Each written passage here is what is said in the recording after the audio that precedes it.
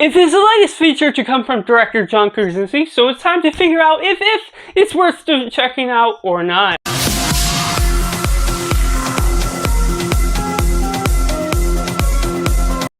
Welcome to Cinema, where we focus on the film. I'm Josh, this is Simply Cinema, and let me know down in the comments what you thought of If.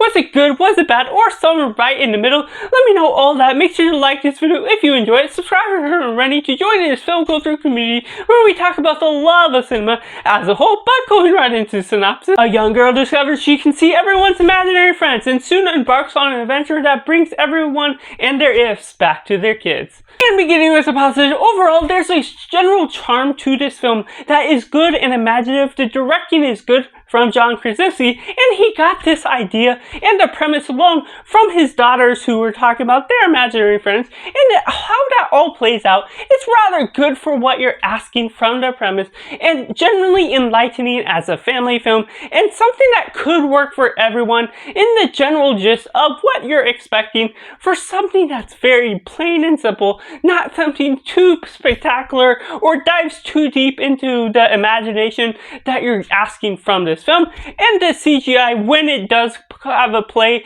in some of the remarks, it does come off pretty good, whether it's the floor switching out or something to do with the changing of the scenery, and just the acting alone. It's rather good what you're getting from each of them.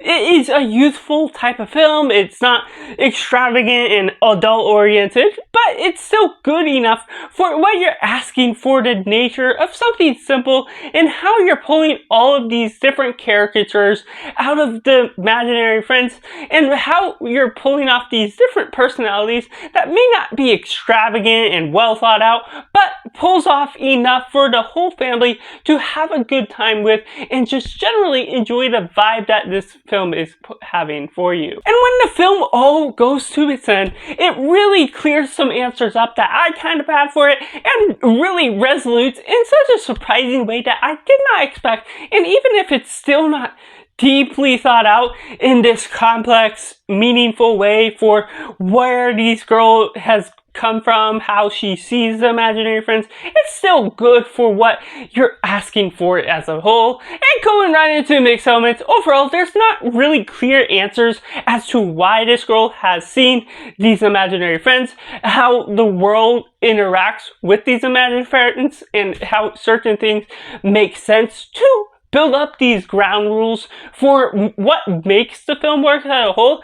It's not a groundbreaking deal for whether you're going to enjoy the film, but it's still something that leaves the answers out, can leave some plot holes here and there just with the general vibe. And there's something to be said about the comedy that can be a little bit on the useful side, and sometimes it's still fun and has those laughs that got me going with this film. But it is a lengthy film for the general gist of something you're wanting maybe a little bit more from, something more complex from all these characters. And while it's not always going to deliver on that front, it does have the nice surprises. It never really goes huge or gets a home run with all of the nature of what it's actually going after. So it sort of went back and forth whether I loved the nature of the film or something that just didn't always click with me in all the right ways. Of course, I do gotta mention the all-star cast that we got: Awkwafina, Cruel, and everything that all goes on around the limits of this film. There's a lot of the voices that are hidden behind all of these CGI costumes because they're imaginary friends, and I don't know if it would be necessary to have them brought them in, and it may have just been for a selling point, because really you're only getting John Krasinski and Ryan Reynolds as the star players that you visibly get to see. And while you can recognize some of the voices, they can have a little bit of fun, you're losing some of that star power that really shows the extremes of where they can go with the acting. That is limited, of course, because you're not getting to see them, even if their voice acting still has a good play into how good their performance may be. But ultimately, there is something lacking when you take them out of that dilemma. But going into some of the negatives, overall, there's a couple aspects that just don't always work with me, and some of that just goes with they play a joke where they're talking about the meaning behind is a particular imaginary friend that plays into the meaning of what the child was thinking of when creating that imaginary friend, but then they sort of lose that aspect to the film and don't build and go on that deeper later on, because there is something to be said about what we get from a reveal near the end that should have something of a deeper meaning, and I didn't think they were leading in that direction, but it ended up being so much simpler and didn't provide answers to how this one character didn't know about the imaginary friend and what deep complex makes sense to what she could have been leaning into with the deeper meaning of the film.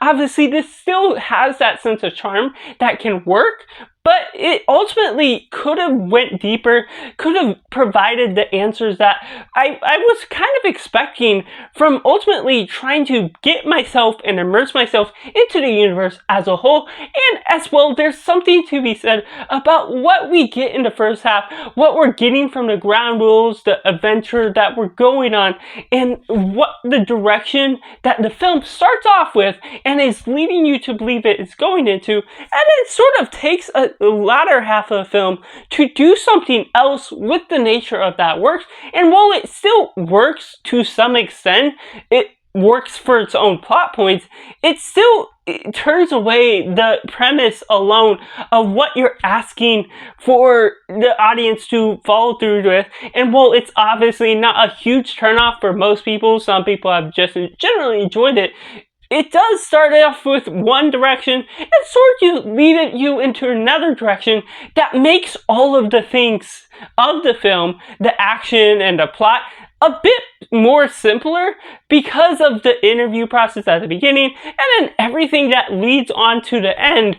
It just takes a different direction that sort of makes it easier just by following certain clues that the film is leaving. And so ultimately, without leaving spoilers, there's something that is absolutely missing from the turn of events, how things play out. It may be something enjoyable for most, but there's something to be said still about how it ultimately forgets what it's trying to do and have a clear focus from beginning to end when it sets up those clear points of the vision. And so that's just my review for If, which I have to rate as simply 6 out of 10, where it's good and has a good charm to it, but it has a few drawbacks and mixed reaction that I have as a whole. Let me know down in the comments below what you thought of If. Was it good? Was it bad? Or somewhere right in the middle? Let me know all that. Make sure to like this video if you enjoy it, subscribe if you're ready to join in the film culture community where we talk about the love of cinema as a whole, and be sure to do yourself a favor and go watch a movie.